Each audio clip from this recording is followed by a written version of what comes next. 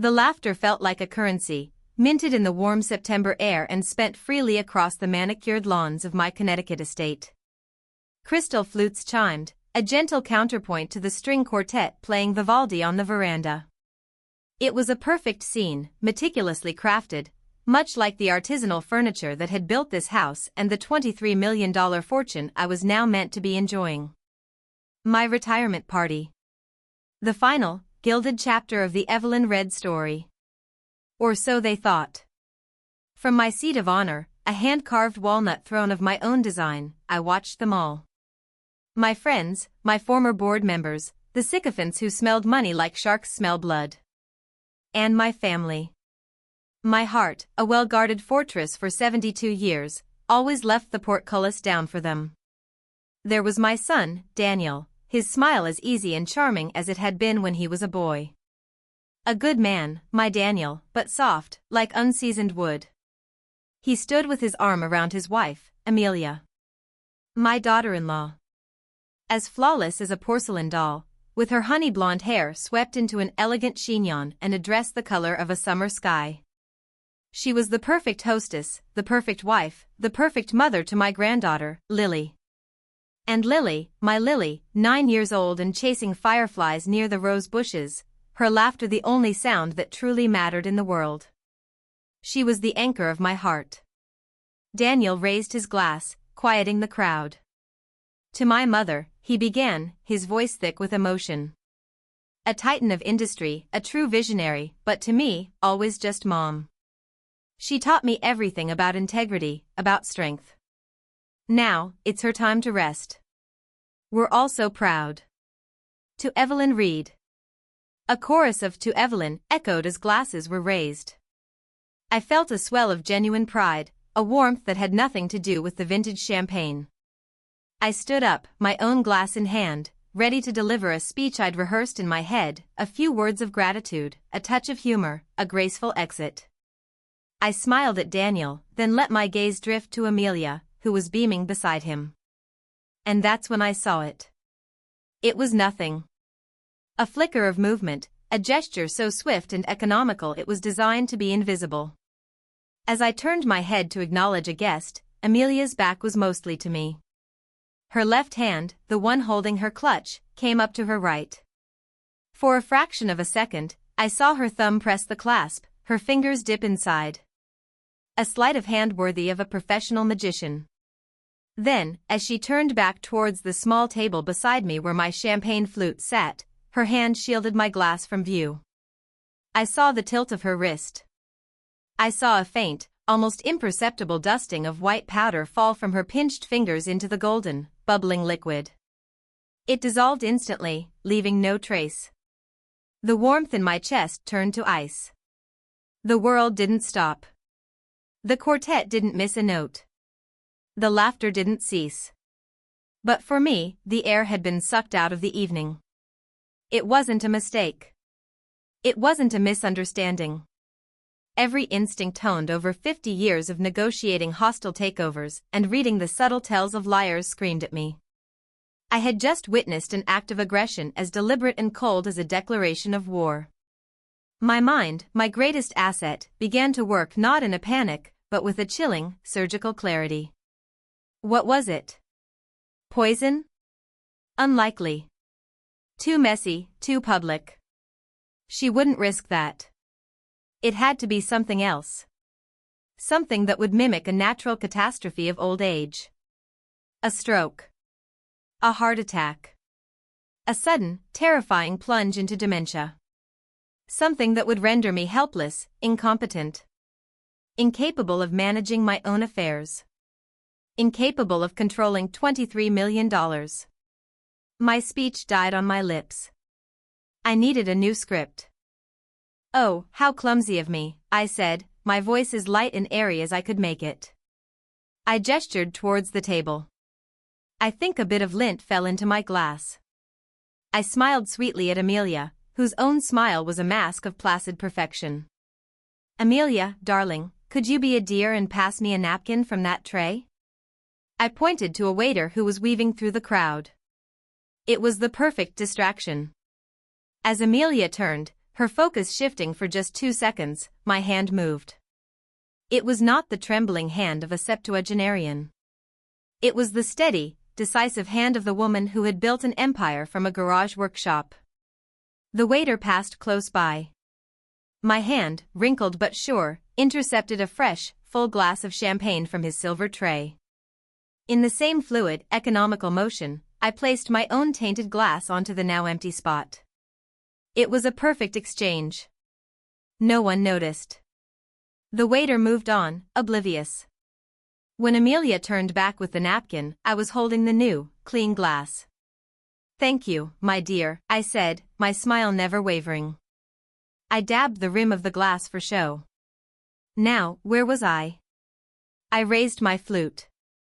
"To my family," I said, my voice resonating with a new, steely undertone that only I could understand. "To legacy. To the future, and to the trust that binds us all together." My eyes found Amelia's and I held her gaze. "To family." I watched as she raised her own glass to her lips. The glass that had been intended for me. She took a delicate, confident sip. I waited. 1 second. 2. 10. Nothing happened. Her face didn't contort in pain. She didn't clutch her chest. She simply lowered her glass, her perfect smile still in place. But I saw it. A flicker of confusion in her eyes. A subtle tightening of her jaw as she looked from her glass to me, a silent, frantic question in her gaze. Why was I still standing? Why was I still lucid, smiling, in perfect control? Her smile became brittle, the porcelain showing its cracks. In that moment, I knew. The war was undeclared, the weapon was invisible, and the battlefield was my own life. They didn't want me dead. They wanted me erased. The champagne in my hand was cold, but not as cold as the certainty settling in my soul. My retirement had just ended. My real work had just begun. The last pair of taillights, a receding red glare, disappeared down my long, gravel driveway. The sound of the engine faded, swallowed by the chirping of crickets. And then, silence. A profound, ringing silence that the Vivaldi and laughter had only been holding at bay. Daniel had been fluttery with concern. "Are you sure you're all right, Mom? You look pale." He'd fussed over me while Amelia leaned against the doorframe, one hand pressed to her temple. "It's just a migraine, Danny," she'd murmured, her voice tight. The stress of the party. Her eyes, when they met mine, were dark pools of confusion and simmering frustration. The performance was for Daniel, but the look was for me. "What did you do?" it seemed to ask. Why didn't it work? I had played my part. The gracefully aging matriarch, weary after a long evening. "I'm just tired, darling. It was a wonderful party, but it's past my bedtime." I kissed Lily's forehead, inhaling the sweet scent of soap and grass stains. She was already half asleep in Daniel's arms. Sweet dreams, my little firefly. Protecting the innocence was now the only mission that mattered. As Daniel helped a wobbly Amelia into the car, he called back, "We'll call you in the morning, Mom. Get some rest." Now, alone, I walked back into the great room. The house, which had felt so vibrant and alive an hour ago, was a mausoleum of a finished celebration. Half-empty glasses sat like forgotten promises on every surface. A single, crushed canopy lay on the Aubusson rug.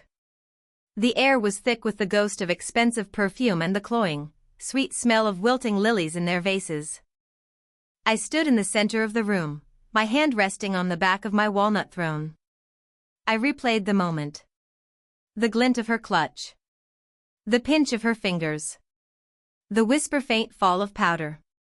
It was burned into my memory with the clarity of a flashbulb. My mind, for so long occupied with supply chains, marketing strategies, and profit margins, shifted gears, accessing older, more primal circuits. This wasn't a boardroom negotiation. This was a threat assessment. Amelia wasn't a fool. A fast-acting poison would have been an immediate disaster for her.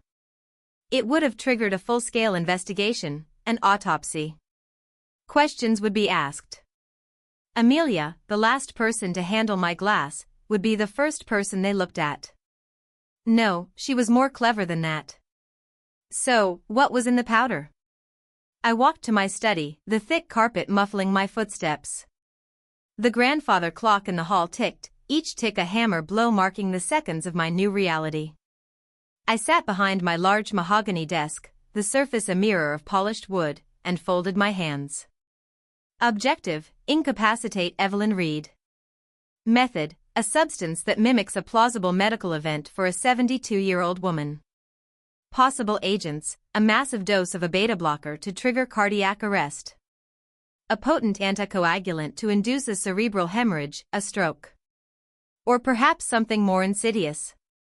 A fast-acting psychotropic drug, something that would bring on sudden, extreme confusion, memory loss, paranoia. The elegance of the plan was in its cruelty. They wouldn't have to murder me. They would just have to manage my tragic, sudden decline. They would be the heroes. The devoted son and daughter-in-law, forced to take control of their beloved mother's fortune to protect her from herself. They would sell this house, liquidate my assets, and place me in the most expensive, comfortable care facility money could buy. A gilded cage where I would live out my days as a ghost, a shell, while they lived my life.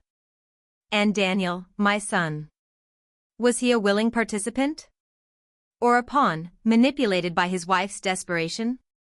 I thought of his soft heart, his lifelong desire to please, his inherent weakness in the face of a strong will. He loved me, I knew that. But he was also deeply in debt. I'd seen the signs, the carefully casual mentions of market downturns and tight quarters. Amelia had likely convinced him this was a mercy. A way to help me before I lost my mind for real.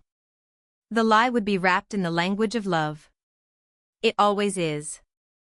I could call the police. What would I say?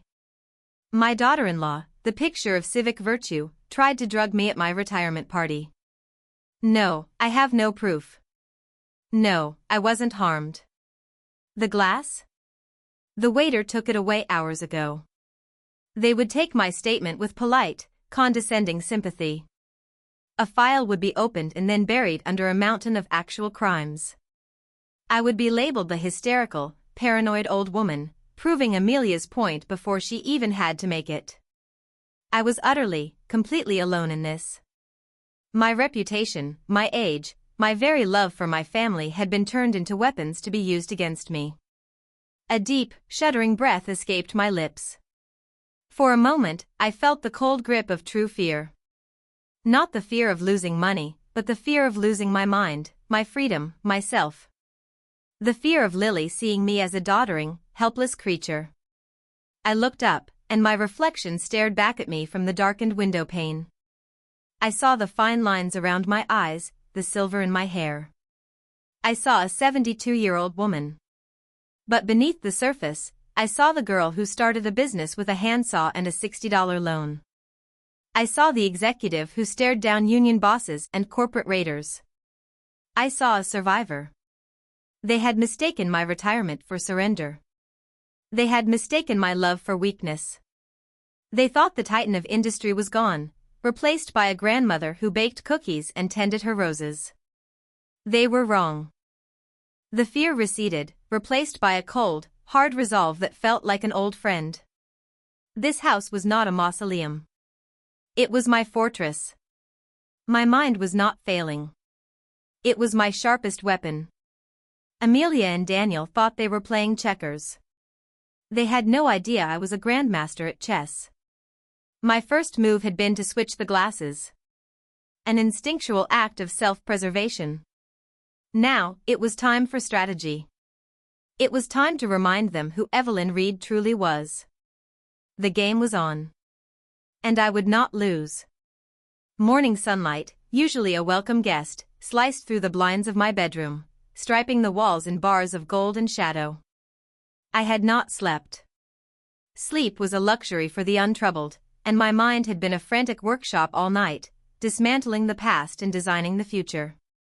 I showered, the hot water a temporary balm on my chilled skin, and dressed not in the soft cashmere of a retiree, but in a crisp linen blouse and tailored slacks. Armor.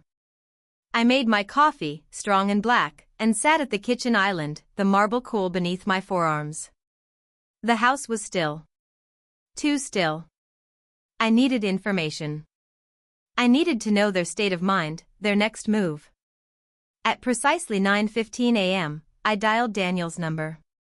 I let the phone ring 4 times before hanging up. A direct call might seem confrontational. A missed call from his frail mother, however, would trigger concern. I waited exactly 3 minutes. My phone buzzed on the countertop. Daniel's face, smiling in a photo with Lily on his shoulders, lit up the screen. I took a breath, summoning a voice that was a careful blend of tired and slightly befuddled. Daniel? Oh, hello, darling. Mom? I just saw you called. Is everything okay? You didn't answer. His voice was laced with that familiar, anxious affection. Oh, did I?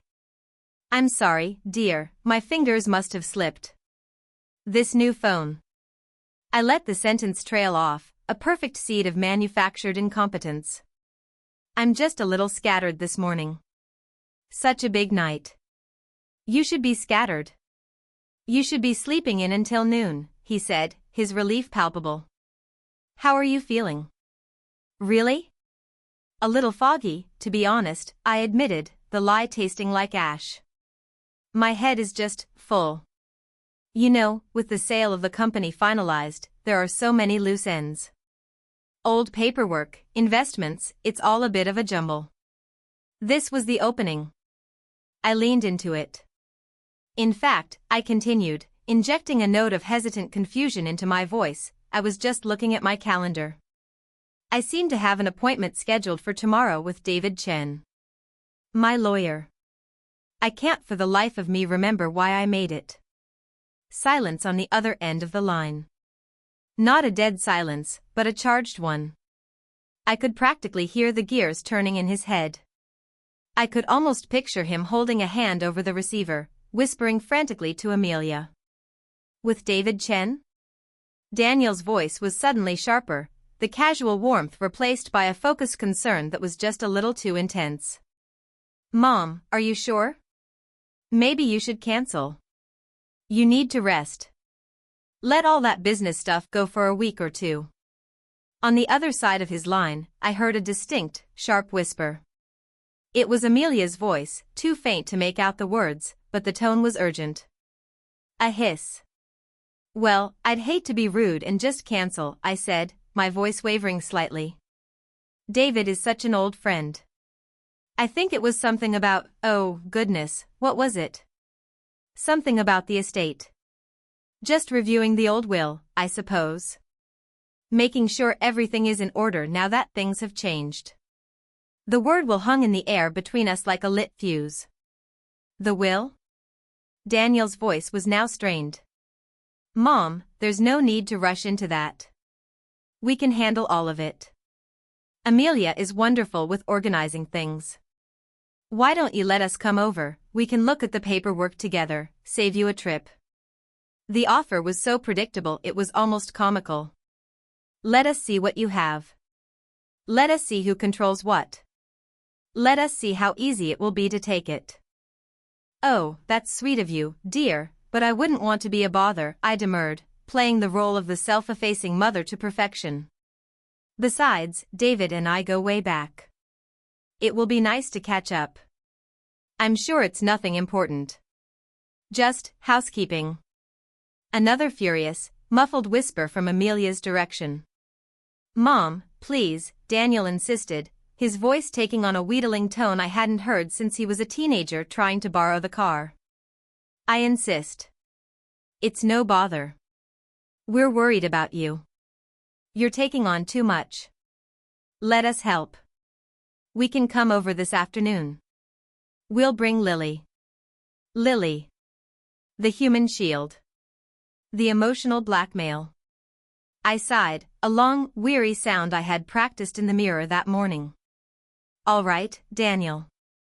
If you insist. But really, it's not necessary.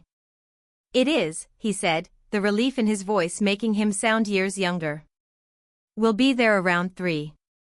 Just relax, Mom. We'll take care of everything. We said our goodbyes and I hung up the phone. I sat in the silent kitchen, my coffee now cold. The bait was not just swallowed, it had been devoured. They were coming. Not out of love or concern, but out of panic. The idea of me meeting with my lawyer, alone and unsupervised, had sent them scrambling. They needed to assess the situation, re-establish control, and gauge the extent of my decline. I stood up and walked to the phone, my movements calm and deliberate. I dialed a different number, one I knew by heart. It was answered on the second ring. David Chin speaking. David, I said, and this time my voice was my own, clear, steady, and cold as forged steel. It's Evelyn. We need to meet. Not tomorrow. Today. And not at your office. There was a pause. David had been my lawyer and my friend for 40 years. He knew my voice better than anyone. He could hear the nuance, the shift from CEO to something else. He heard the alarm bell I was ringing. Where and when, he asked, no questions, no pleasantries. Just the crisp efficiency I valued so much. The diner off Route 7, I said. The one with the cracked vinyl booths. 1 hour. And David, I added, my voice dropping lower, we are going to war. The scent of stale coffee and frying bacon at the diner was a world away from the perfumed air of my party. It was real. Grounded. David Chin sat across from me in a cracked red vinyl booth, his hands wrapped around a thick ceramic mug. His face, a roadmap of 70 years of shrewd negotiations and courtroom battles, was grim. He had listened to my story without interruption, his sharp, intelligent eyes never leaving mine. So you switched the glasses, he said, his voice a low rumble. It wasn't a question. It was instinct, I replied, pushing a loose strand of hair from my face. The planning came later. And you think Daniel is in on it?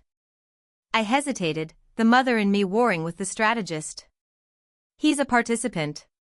Whether he's the architect of the plan or just a tool. I don't know. But it doesn't matter. He stood by and let it happen. The words tasted like poison. David nodded slowly. This isn't just about money, Evelyn. This is about erasure. They want to invalidate your entire life, make you a footnote in your own story. We can't let that happen. He took a sip of his coffee. The police are useless at this stage. You're right. It becomes a messy, he said. She said that will only feed their narrative of you being unstable. We have to fight this on your terms. Quietly. Brutally. That's why I called you, David. Good, he said, his focus absolute. First, we let them walk into the parlor. You play the part they've cast for you. Be forgetful. Be confused. Let them think their plan is working, that last night's failure was just a fluke, a miscalculation in the dosage. I can do that, I said, my voice hard. Second, he continued, leaning forward, we need to know exactly what we're up against. The why is obvious, $23 million.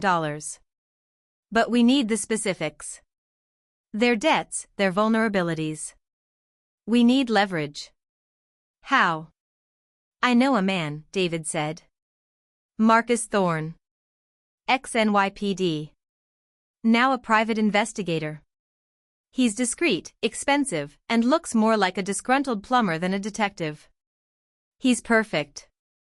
He'll dig into every corner of their lives. Bank accounts, credit cards, business associates. He'll find the cracks. An hour later, I was back home, the smell of bacon replaced by the scent of roses and freshly cut grass. I sat in my living room, a heavy volume of art history open on my lap, my reading glasses perched on my nose. I was the picture of serene retirement. When the doorbell chimed at 3 o'clock on the dot, my heart gave a hard, painful thud. The curtain was rising. Grandma. Lily flew into my arms the moment I opened the door, a whirlwind of summer dress and pigtails. I hugged her tight, burying my face in her hair, drawing strength from her innocent warmth. "There's my little firefly," I murmured. Behind her, Daniel and Amelia stood on the porch, their arms laden with grocery bags. They were the image of dutiful children. "We brought you some things, Mom," Daniel said, his smile bright and wide. "Figured you shouldn't have to worry about shopping." Amelia kissed my cheek. Her skin was cool. "We were so worried about you last night. You really gave us a scare." Her eyes were full of practiced concern. The campaign began subtly. While putting away the groceries, Amelia clucked her tongue. "Oh, Evelyn, this milk expired 3 days ago. It's a good thing we came. You have to be more careful." I knew for a fact I had bought that carton yesterday. I glanced at the date. The expiration was a week away. But I said nothing, just gave a little, embarrassed laugh. "Oh, dear. See?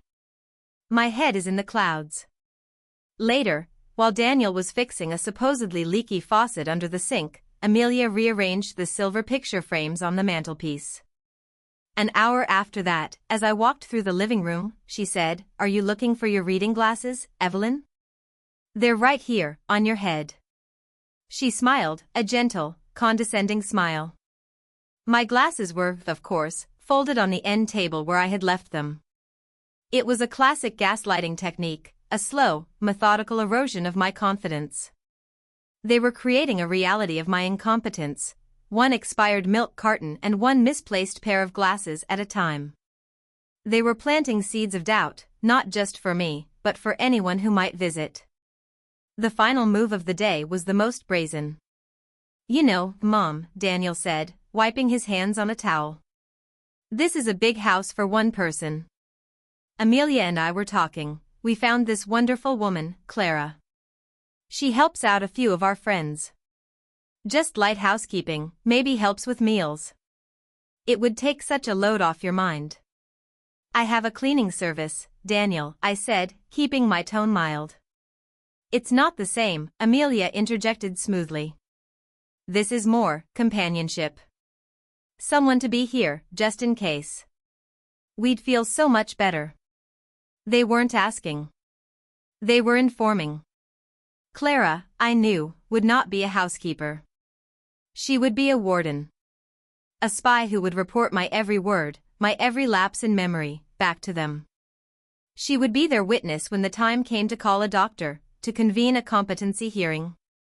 I looked from my son's earnest, pleading face to my daughter-in-law's perfectly composed mask of compassion. They were building my prison around me, brick by loving, considerate brick. And they expected me to thank them for it.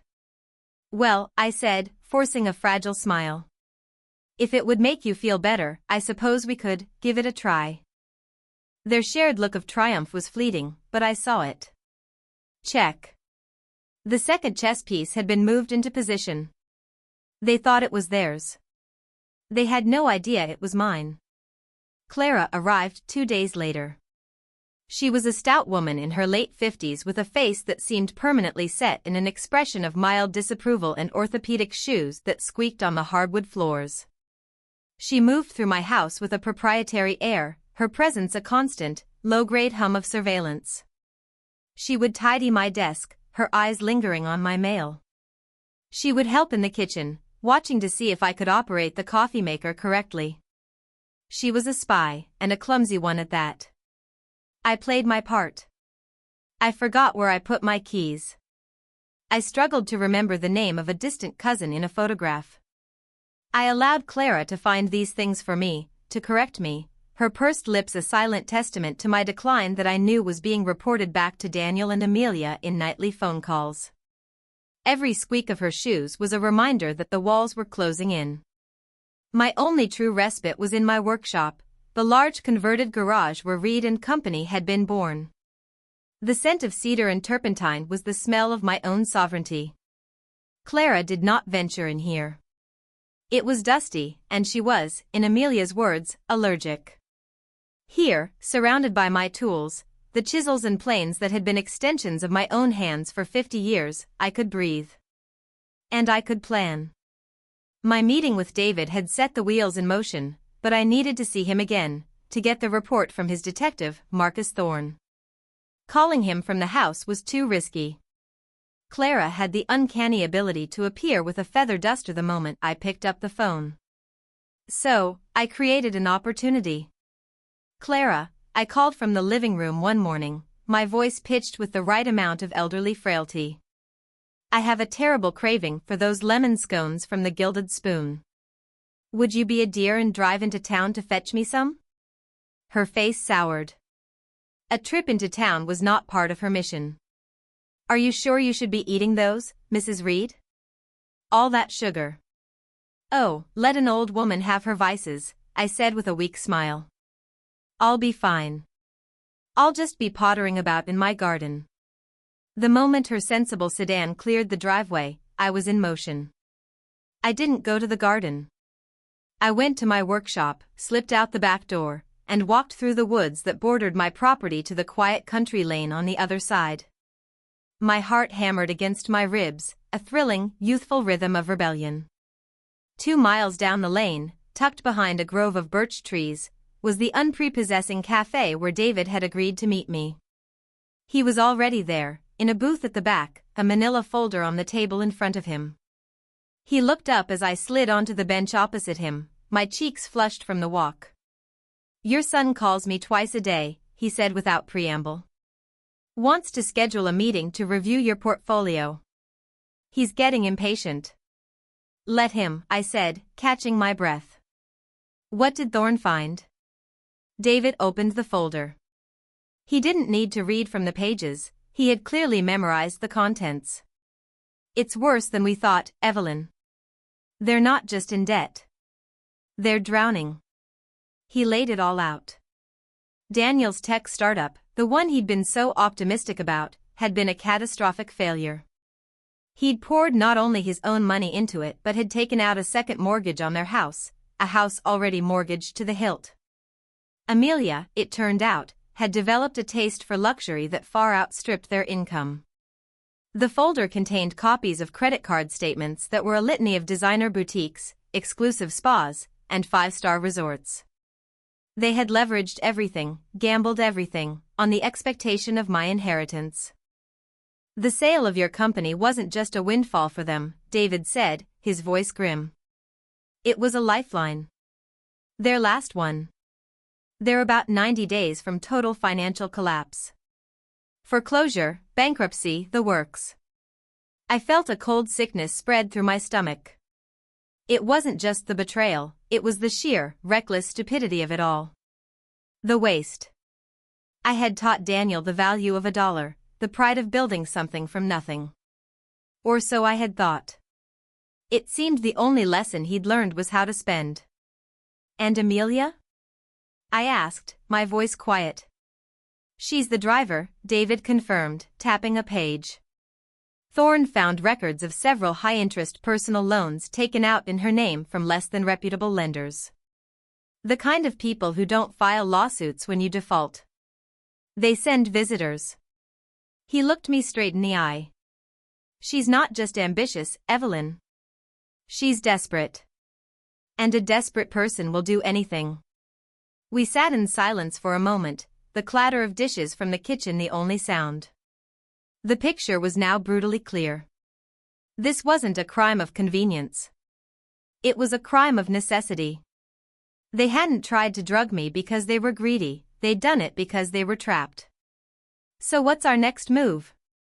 I finally asked. "Thorne is still digging," David said. "He's looking for the source of the powder. A long shot, but he has contacts. In the meantime, you need to continue the charade. But we need to escalate. We need to give them a reason to make a mistake, to expose themselves." We began to sketch out a plan, our voices low and urgent. It was a delicate, dangerous dance. I had to appear vulnerable enough to embolden them, but not so vulnerable that they succeeded in having me committed before I could spring the trap. We needed to create a crisis, a financial puzzle that only they could solve for me, forcing them to act in a way we could document. I left the cafe the way I came, my mind buzzing with the grim details of my son's failure and the cold mechanics of our strategy.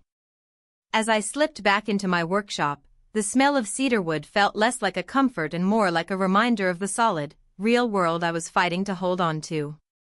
I heard the crunch of tires on the gravel. Clara was back with the scones. I walked out to meet her, composing my face into a mask of benign gratitude. As I took the pastry box from her, I let my hand tremble just enough for her to notice. "Thank you, dear," I said, my voice thin. "I don't know what I'd do without you." Her suspicious gaze softened, just for a second, into something resembling pity. It was a look I would learn to despise. It was the look of a jailer for a prisoner who doesn't even know she's behind bars. The report from Marcus Thorne was more than just a list of debts. It was a blueprint of my son's life, and it broke my heart. I sat in my workshop, the single bare bulb overhead casting long shadows, and read the typed pages again. Daniel, my charming, affable son, had failed at everything he'd ever tried to do on his own.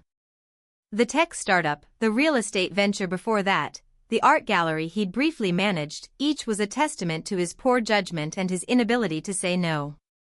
He wasn't a villain. He was a man-child, forever chasing the next shiny idea, convinced that success was just around the corner, a trait he inherited from his father. But unlike his father, who had a bedrock of common sense, Daniel had Amelia. She was his enabler and his executioner. She'd encouraged his dreams, basking in the reflected glow of his ambition, while simultaneously running up debts that made his failure not just a disappointment, but a potential catastrophe. The photos Thorne had included were even more damning. Candid shots of them at charity galas, Amelia draped in jewels I knew Daniel couldn't afford.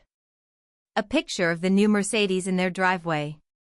A vacation to St. Bart's just 6 months ago, when, according to the bank statements, they were already missing mortgage payments. They weren't just living beyond their means, they were living in a complete fantasy, a beautiful, fragile bubble financed by my impending death or incapacitation. The anger I felt was a cold, clean fire. It burned away the last vestiges of maternal sentimentality. This wasn't just about protecting myself anymore. It was about saving Daniel from himself, and more importantly, saving Lily from them. What kind of future could a child have with parents whose moral compass was so completely shattered? My own life, built on discipline and hard work, felt like a reproach to theirs. I had never bought what I couldn't afford. My first desk was an old door set on 2 sawhorses. My first car was a 10-year-old Ford Falcon. The luxury I now enjoyed had been earned, dollar by painstaking dollar. They had seen the result, but they had refused to learn the lesson. They wanted the house without laying the foundation. I folded the report and hid it inside a hollowed-out book on woodworking. My own secret ledger. Seeing the raw numbers, the sheer scale of their desperation, solidified the next step of the plan David and I had devised. I had to become the solution to their problem. I had to become the helpless mother with a fortune that needed managing. The next time they visited, bringing Lily as they always did, I was ready. I sat at my large secretary desk in the living room, papers spread out around me in a chaotic mess. Bank statements, investment summaries, some real, some artfully crafted fakes from David's office, created a picture of overwhelming complexity. "Grandma, what are you doing?" Lily asked, peering over my shoulder. "Oh, just homework for old people, my love," I said, patting her hand. Amelia's eyes, sharp and predatory, scanned the papers. "Is everything all right, Evelyn?" I looked up, my face a carefully constructed mask of anxiety. To be honest, it's all a bit much. Since the sale, there are so many new accounts, transfers, tax implications. My head is just spinning. I pushed a stray piece of hair from my forehead. I had a letter from the bank today. Something about an international wire transfer. I don't remember authorizing one. It's probably nothing, but I let my voice trail off, planting the seed of a financial irregularity, a potential vulnerability in my fortress of wealth. Daniel immediately stepped forward, the dutiful son. A wire transfer? Mom, you need to be careful. There are so many scams targeting seniors these days. Let me see the letter. Oh, I don't know where I put it, I said, fluttering my hands over the papers. It's in this mess somewhere. I'm just so disorganized lately. Amelia placed a cool, steadying hand on my shoulder. Her touch felt like a brand. Evelyn, this is exactly what we were worried about. You can't be expected to manage all this by yourself. It's a full-time job. Please, let us help you. Let Daniel take a look. He's very good with these things. The irony was so thick I could have choked on it. Daniel, who had hemorrhaged money for a decade, was now being presented as my financial savior. I looked into my son's eyes and saw not deceit, but a desperate, pathetic hope. He truly believed he could fix this. He could manage my money, pay off his secret debts, and no one would be the wiser. In his mind, he was probably the hero of this story. I suppose you could help me sort through it all, I conceded, my voice weak. My eyesight isn't what it used to be, and the fine print is so tiny. The relief on their faces was a physical thing. It was as if I had just thrown them a life raft. That afternoon, Daniel sat at my desk, diligently organizing my papers, while Amelia made us all tea. She was humming. It was the most relaxed I had seen her since the party. They believed they were winning. They were taking control, piece by piece, not with a drug, but with my own manufactured consent. As they packed up to leave, Amelia gave me a hug. You did the right thing, Evelyn, she whispered in my ear. Now you can relax. We'll take care of everything from now on. I watched them walk to their car, Lily skipping ahead. They looked like the perfect family. The loving son and daughter-in-law, caring for their aging mother. No one would ever suspect the truth. The beautiful life they had built was a house of cards, and they were about to gamble it all on the belief that I was too old and too weak to notice. They had no idea I was the one who had dealt the hand. The visits became a daily ritual. Daniel would arrive after work, his briefcase full of my financial problems, and spread my life out on the dining room table.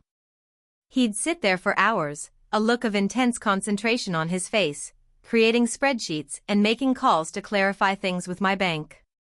He was a boy playing CEO with his mother's empire, and the sense of importance puffed him up, making him seem taller, more confident than I'd seen him in years. Amelia, meanwhile, orchestrated the domestic theater. She would bring over home-cooked meals in Tupperware containers, reorganize my pantry, and consult with Clara in hushed, serious tones.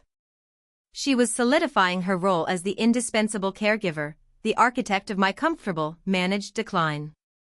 But her methods were growing crueler, more insidious. She began to use Lily. It started subtly. Amelia would bring Lily over on a Saturday morning, ostensibly so they could spend time with me. But the entire visit would be a masterclass in psychological warfare. Lily, darling, make sure you hold Grandma's hand when you go into the garden, Amelia would say in her bright, cheerful voice. Her balance isn't very good these days. Or, while we were baking cookies, an activity that had always been our special domain, Amelia would interject. Lily, why don't you read the recipe for Grandma? Sometimes the words get a little jumbled for her. Each comment was a small, sharp pinprick in the fabric of my relationship with my granddaughter. I would see the flicker of confusion, then concern, in Lily's eyes. She would look from her mother's smiling face to mine, and her small hand would grip mine a little tighter. She was being taught to see me not as her strong, capable grandmother, but as someone fragile, breakable, and unreliable. The most painful moment came one afternoon when Lily and I were in the workshop.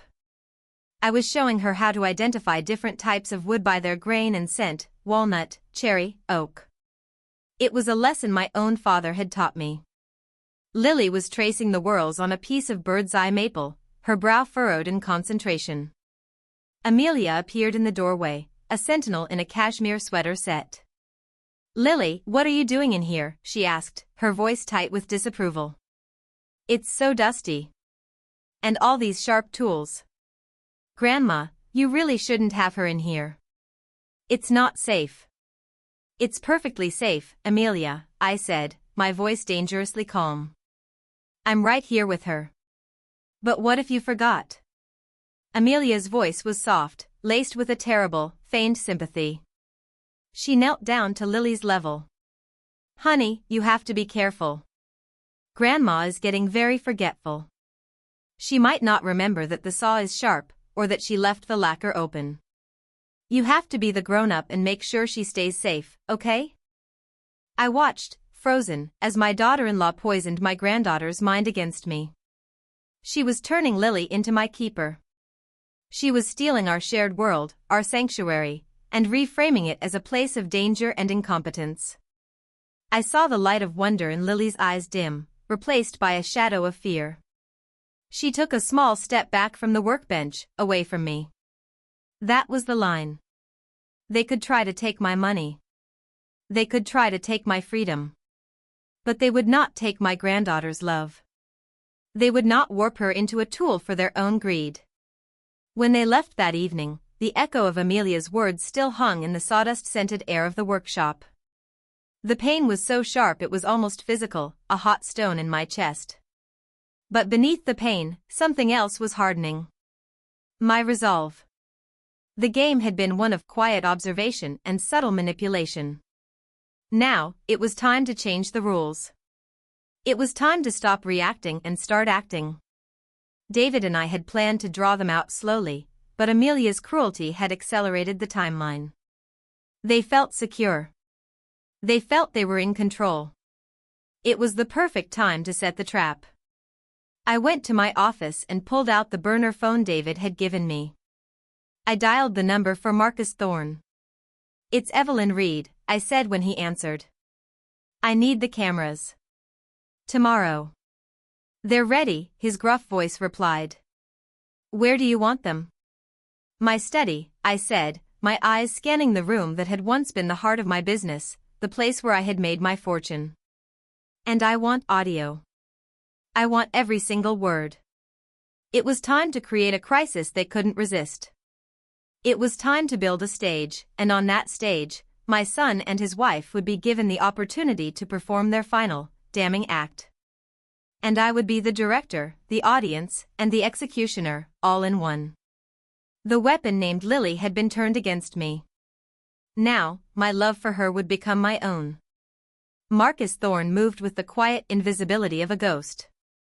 He arrived the next day while Clara was at the grocery store, disguised in the blue overalls of an internet repairman, his truck nondescript. He was a man of few words and immense competence. In under an hour, he had installed 2 micro cameras in my study, one hidden in the spine of a leather-bound book on the shelf, the other concealed in the base of a brass desk lamp. The microphones were even smaller, artfully placed to capture every whisper. "The feed goes directly to a secure server," he explained, showing me a simple app on my burner phone. "Live view and recording. Point, click, and it's on. Just make sure you're connected to the guest Wi-Fi, not your main one. They might be smart enough to check the network traffic." After he left, the study felt different. Charged. It was no longer just a room, it was a stage. A trap. Now, I had to bait it. The plan David and I had refined was simple in its execution but relied entirely on my ability to perform.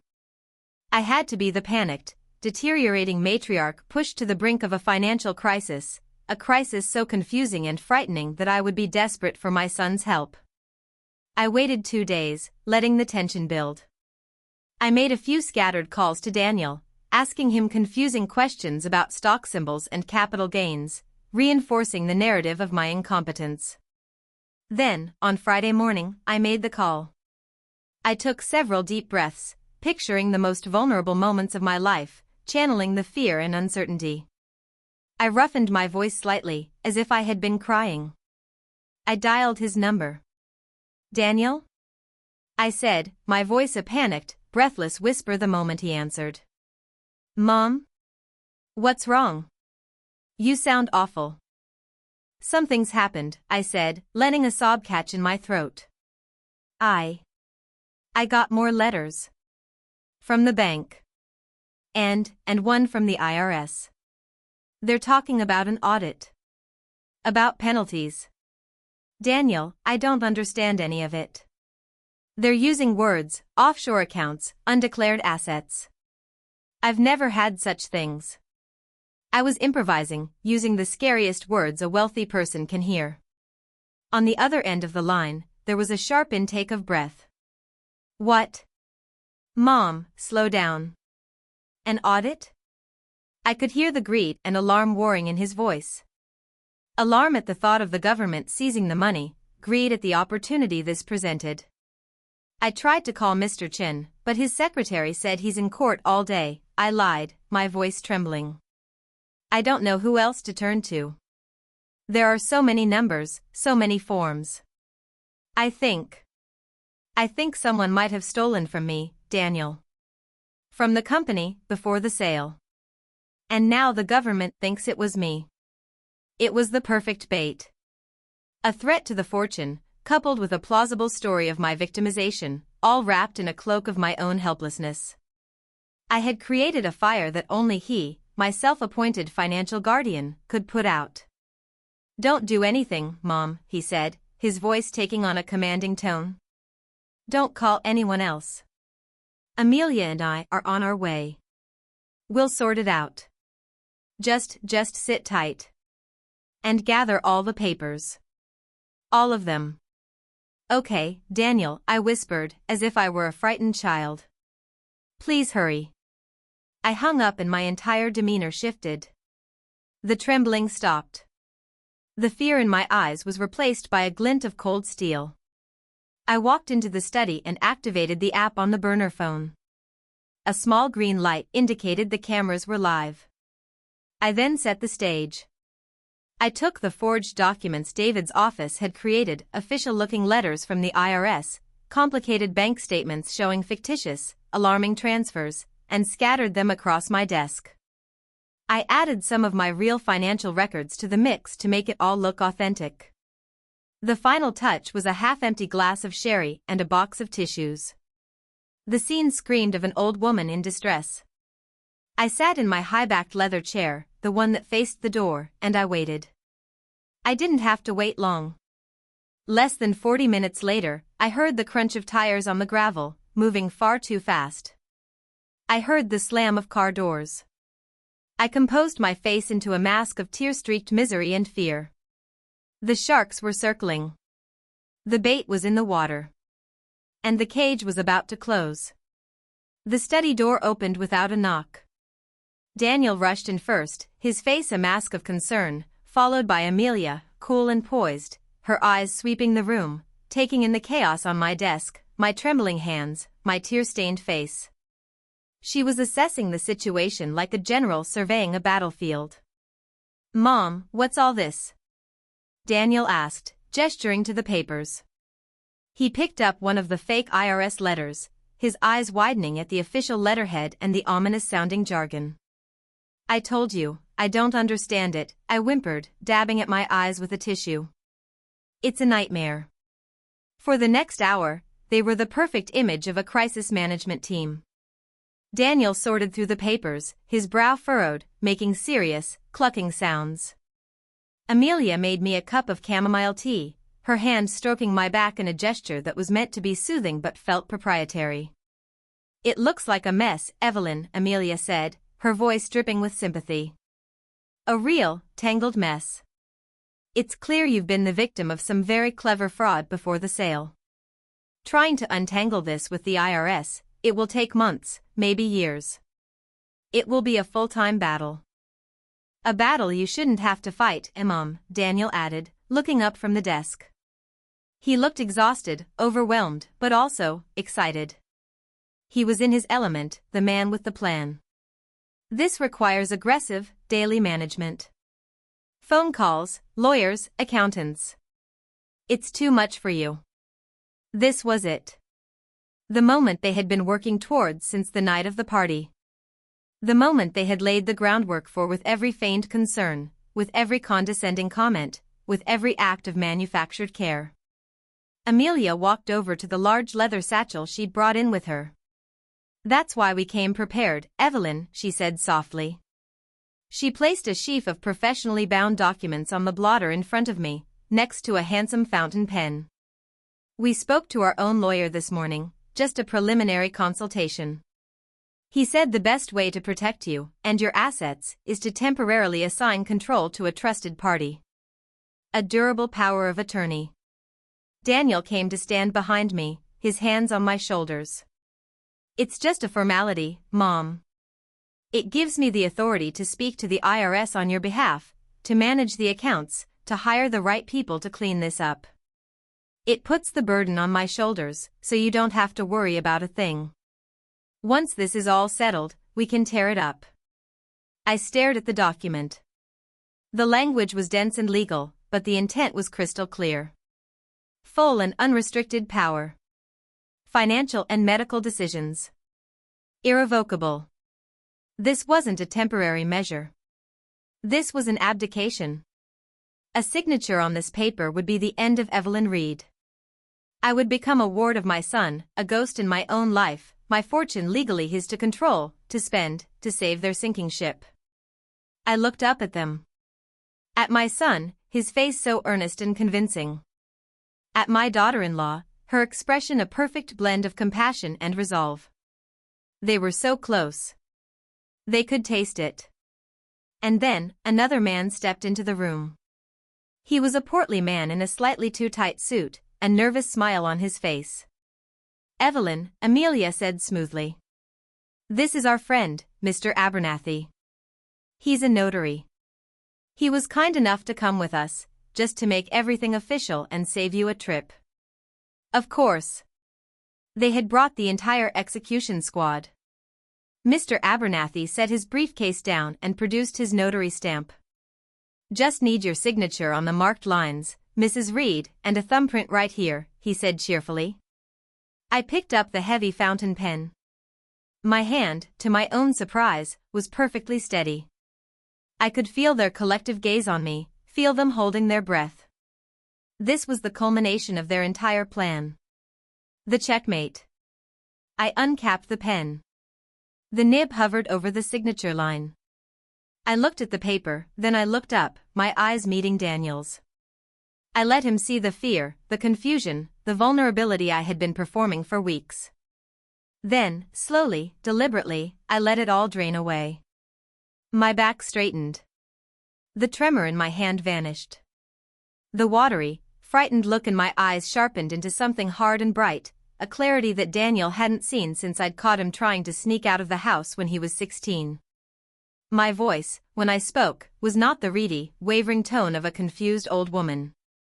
It was the voice that had chaired board meetings and struck fear into the hearts of my competitors. It was quiet, perfectly modulated, and cut through the expectant silence of the room like a shard of glass. "I don't think that will be necessary."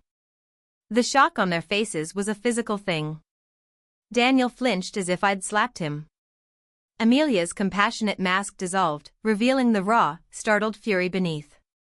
Mr. Abernathy's cheerful smile froze and then evaporated. I set the pen down, aligning it perfectly with the edge of the blotter. "No," I said again, my gaze sweeping over the three of them. "I don't think I'll be signing anything today." The trap had sprung. The silence in the study was no longer expectant, it was heavy, suffocating. Daniel stared at me, his mouth slightly agape, a kaleidoscope of emotions, confusion, disbelief, fear, flashing in his eyes. Amelia was faster to recover. Her face hardened, the soft lines of concern sharpening into angles of pure anger. "What do you mean, Evelyn?" she snapped, her voice losing its gentle cadence and taking on a sharp, metallic edge. "This is for your own good. Did you not hear a word we said?" "Oh, I heard every word," I replied, my voice dangerously calm. I reached for the small, discreet remote control I had placed on the corner of my desk. It looked like a simple presenter's tool. In fact, I find I've been paying very close attention lately. I aimed the remote at the large, dark screen of the smart television mounted on the wall opposite my desk. I pressed a button. The screen flickered to life, not with a news channel or a screensaver, but with a simple, clean computer desktop interface. In the center was a single folder, its title displayed in a stark, white font, Read Family Finances. Amelia's eyes widened. Daniel took an involuntary step back. You see, I've been doing a bit of my own housekeeping, I said, my gaze fixed on them. I clicked another button. The folder opened, revealing a neat array of subfolders and documents. Let's start with the house. The second mortgage you took out last November, Daniel. Was that before or after you told me your startup was on the verge of a breakthrough? I clicked again. A scanned copy of the mortgage document filled the screen, Daniel's and Amelia's signatures clearly visible at the bottom. Daniel's face went white. And Amelia, my dear, I continued, my voice as cool and methodical as a surgeon's scalpel. Your credit card statements. Fascinating reading. It seems the price of a beautiful life has gone up considerably. That trip to St. Bart's. Click. A credit card statement appeared, the charges from a 5-star resort highlighted in red. Coincided precisely with the 2 mortgage payments you missed. I went on, my voice a relentless monotone, clicking through the evidence Marcus Thorne had gathered. The high-interest loans. The car lease. The cascading defaults. The final document I brought up was a summary page, a simple spreadsheet showing their total assets versus their total debts. The final number at the bottom was a staggering figure in the red. $23 million, I said quietly. It wasn't just a retirement fund for me, was it? It was a bailout package for you. Your only way out of a hole you dug for yourselves with breathtaking irresponsibility. Amelia's composure finally shattered. You had no right, she shrieked, her voice raw with fury. Spying on us. Prying into our private lives. My private life seems to have been your primary business concern for the last month, I countered icily. You wanted to manage my assets? First, you have to prove you can manage your own. I leaned forward. But this is just about poor judgment. What I find more interesting is the issue of criminal intent. I clicked the remote one last time. The screen went black, and a sound file began to play. It was audio only, slightly tinny, overlaid with the gentle hum of a car engine. It was their conversation on the drive over, recorded by a device Thorne had planted in their car the week before. Amelia's voice, clear as a bell, just needs one final push, Danny. She's terrified about this IRS thing. She'll sign anything today. We just have to be calm and loving. Daniel's voice, hesitant, I don't know, Amy. She seems more aware some days. What if she calls Chin? Amelia's reply, laced with contempt, she won't. Her mind is going. Clara said she couldn't find her own teacup yesterday. She's a confused old woman sitting on a pile of money she doesn't know what to do with. We are doing her a favor. We're securing Lily's future. The audio clicked off. The silence that followed was absolute. Mr. Abernathy, the notary, looked as though he wanted the floor to swallow him whole. He was slowly, almost imperceptibly, backing towards the door. Daniel crumpled. It wasn't a dramatic fall, but a slow, boneless collapse into the chair opposite my desk. He covered his face with his hands and began to sob deep, ragged, broken sounds. The sounds of a child who had finally been caught. Amelia, however, was made of harder material. With her lies stripped away, all that remained was pure, distilled resentment. Her face was a pale, tight mask of hatred. You've always hated me, she hissed, her body trembling with rage. From the very beginning. You never thought I was good enough for your perfect son. You held your money over our heads like a queen on her throne. You controlled everything. You suffocated him, suffocated us. We did what we had to do to be free of you. The sheer, unvarnished venom of her words was stunning. The victimhood she claimed was so warped, so completely detached from reality, that for a moment I could only stare at her. She truly believed it. She was the hero of her own dark fairy tale. You call an attempt to drug me and steal my entire fortune doing what you had to do? I asked, my voice barely a whisper. Daniel's head shot up at my words, his tear-streaked face a picture of horror. Drug you? What is she talking about, Amy? You told me it was just a mild sedative, to calm her down if she got agitated.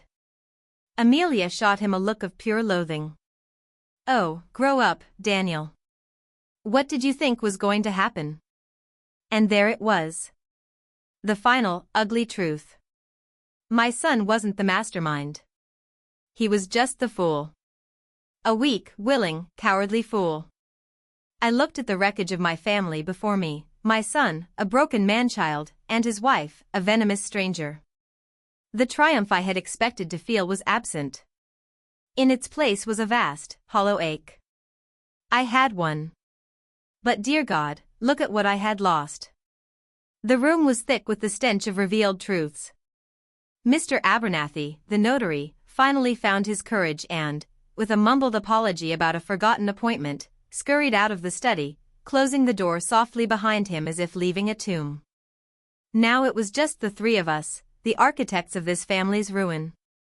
Daniel was still staring at Amelia, the revelation that he'd been a party to an attempted poisoning, not just a gentle sedation, dawning on him with the slow, sickening horror of a sunrise over a battlefield.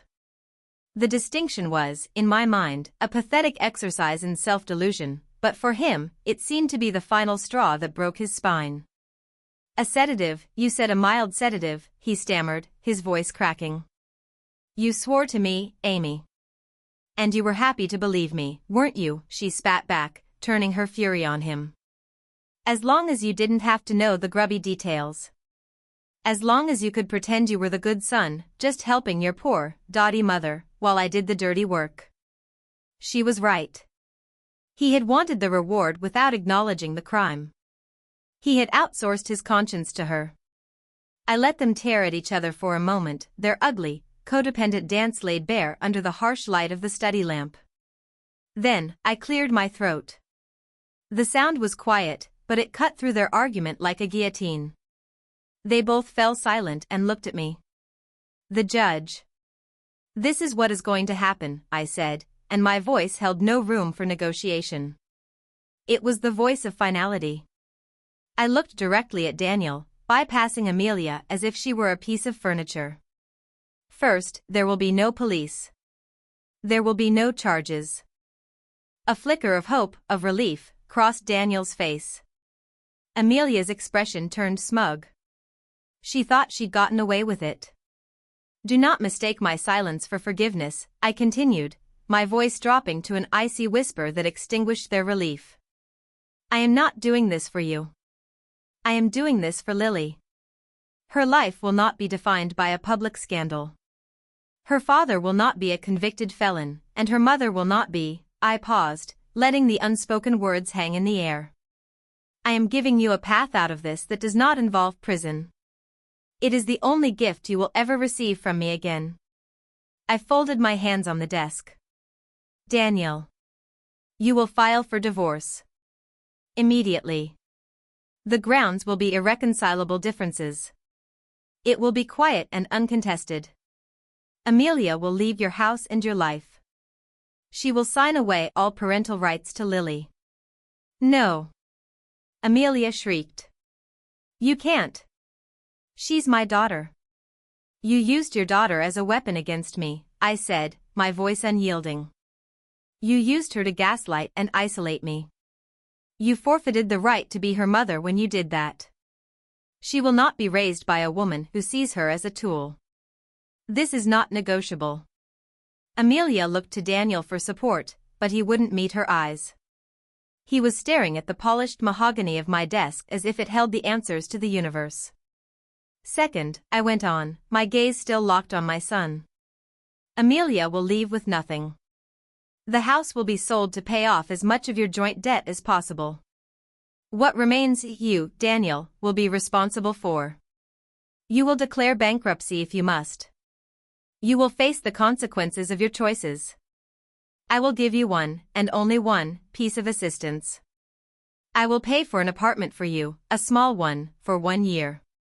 And I will pay for 2 things, a certified financial planner and a therapist. You will see both, weekly. You will learn how to manage money, and you will learn how to be a man. You will get a job. A real job, not a fantasy startup. It doesn't matter what it is. You will work, you will pay your debts, and you will learn what it means to stand on your own 2 feet. I paused, letting the weight of the sentence settle. And Lily? Daniel finally whispered, his voice hoarse. Lily will live here, with me. I will petition for temporary, and then permanent, custody. You will have supervised visitation rights. If, and only if, you do everything I have just said, if you prove over time that you are stable, responsible, and worthy of being her father, then we can revisit that arrangement. But you will earn back your right to be in her life, inch by painful inch. Do you understand? Daniel nodded slowly, his shoulders slumped in utter defeat. He looked like a hollowed-out version of himself. Amelia, however, was not defeated. She was cornered. And what about me? She demanded, her voice shaking with rage. What do I get? I finally turned my full attention to her. I looked at her beautiful, enraged face, and I felt nothing. No pity, no anger, just a vast, cold emptiness. You get to walk out that door a free woman, I said. You get to not go to jail for conspiracy and attempted assault. That is what you get. You will sign the papers Daniel's lawyer prepares, you will take what personal belongings you can fit in your car, and you will disappear. If you ever try to contact me or Lily again, in any way, I will release the complete contents of that folder, and the audio recording, to the district attorney. Your freedom is contingent on your silence and your absence.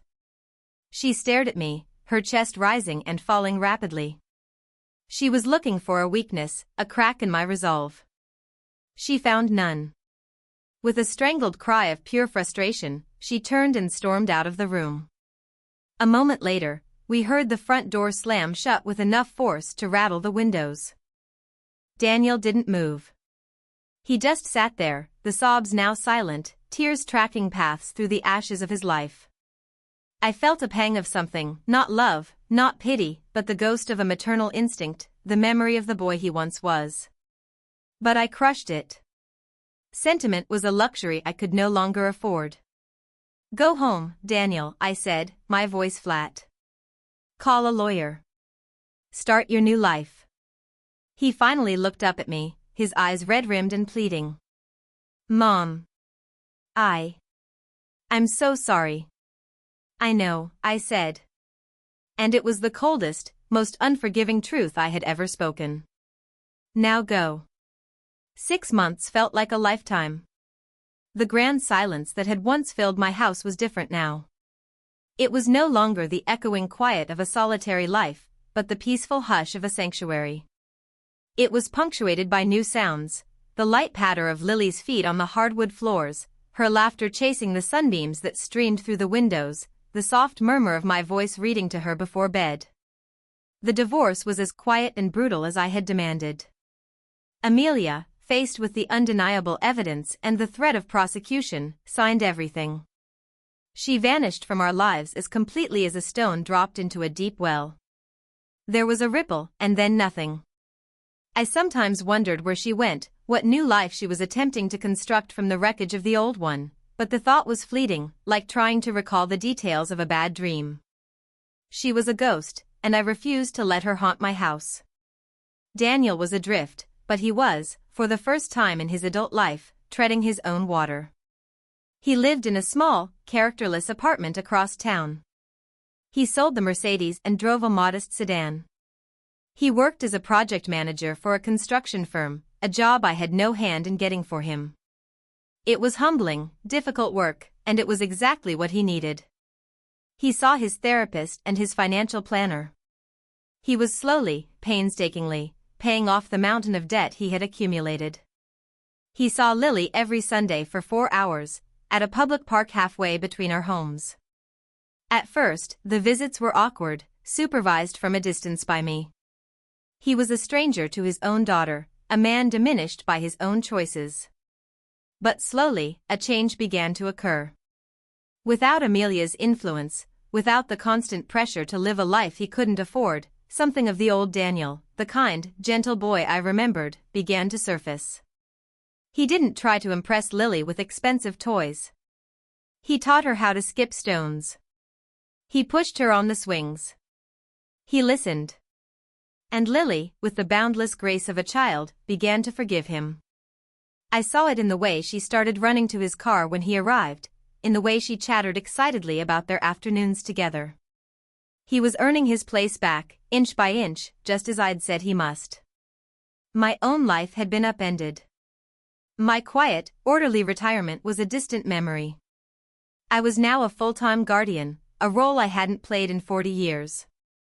I was navigating school pickups, parent-teacher conferences, and the baffling world of 9-year-old friendships. It was exhausting. It was chaotic. And I had never felt a deeper sense of purpose. One crisp autumn afternoon, Lily came home from school with a small, splintered block of wood. It was from a craft project that had gone wrong. She was frustrated, on the verge of tears. "I can't make it smooth, Grandma," she said, her lower lip trembling. "It's all rough." I looked at the sad little block of pine in her hand. And then I looked at her. An idea, one that had been dormant for years, began to stir. "I know a place where we can fix that," I said. I led her out of the main house, across the lawn to the converted garage. My workshop. I hadn't spent any real time in here for months, and the air was still and thick with the ghosts of old projects. I unlocked the heavy door and pushed it open. Sunlight streamed in, illuminating dancing motes of ancient sawdust. The smell hit me first, that glorious, earthy perfume of cedar, oak, and turpentine. The scent of my own creation. "What is this place?" Lily asked, her eyes wide with wonder as she took in the racks of tools, the stacks of lumber, the half-finished chair sitting under a dusty canvas sheet. "This," I said, my voice thick with an emotion I couldn't name, "is where it all began. This is where I learned to make things that last." I picked up a piece of fine-grit sandpaper and handed it to her, showing her how to hold the block of wood, how to follow the grain, how to feel with her fingertips when the surface was becoming smooth. Her frustration melted away, replaced by a quiet, intense focus. We spent the rest of the afternoon in there. I showed her the different chisels, explaining how each one had a different voice, a different purpose. I let her turn the handle on the old wood vise, her small face screwed up with effort. I took a piece of scrap cherry wood and, with a few deft cuts of a handsaw, carved it into a rough approximation of a bird. She watched, mesmerized, as the shape emerged from the block, as if it had been hiding in there all along. In that dusty, sunlit workshop, surrounded by the tools of my trade and the scent of my past, I understood something. The $23 million wasn't my true legacy. It was just money. It was a catalyst, a thing that had revealed the cracks in my family and nearly destroyed it. My real legacy was this, the knowledge in my hands. The strength to take something raw and unruly and shape it into something of beauty and purpose. The resilience to know that even when things are splintered and rough, they can be made smooth again with patience and hard work. This was what I could give Lily. Not a trust fund that could be squandered, but a skill. Not the keys to an empire, but the tools to build her own. I watched her, her small head bent over the block of wood, her tongue sticking out from the corner of her mouth in concentration. Her retirement party felt like a scene from someone else's life. My new life was here, in the scent of sawdust, in the rasp of sandpaper on wood, in the bright, curious eyes of my granddaughter. My pension had ended before it ever began. And I had never been happier.